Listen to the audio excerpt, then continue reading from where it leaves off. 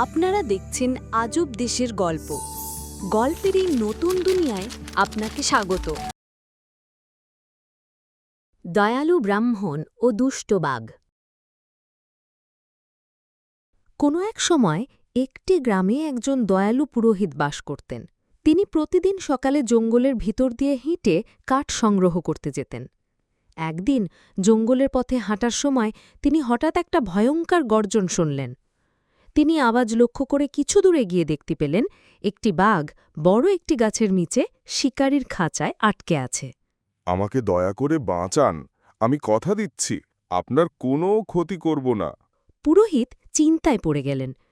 তিনি বাঘটিকে বিশ্বাস করতে পারছিলেন না। তুমি তো একটা বন্য বাঘ, আমি তোমার কথা কিভাবে বিশ্বাস করব?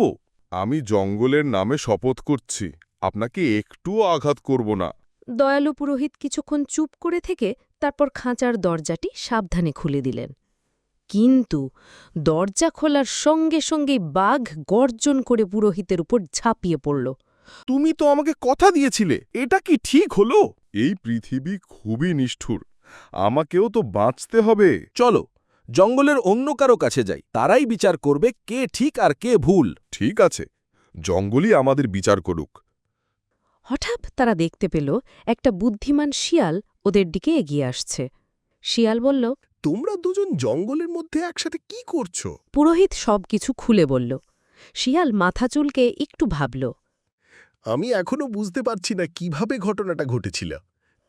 তারা আবার খাঁচার কাছে ফিরে এলো। শিয়াল খাঁচাটা ঘুরে ঘুরে দেখল, তারপর বলল, তুমি বাঘ, একটু দেখাও তো কিভাবে তুমি খাঁচায় ছিলে আর পুরোহিত কিভাবে তোমাকে ছাড়িয়েছিল। ঠিক সেই মুহূর্তে শিয়াল চট করে দরজাটা বন্ধ করে দিল। পুরোহিত আর শিয়াল একসাথে হেসে উঠলেন।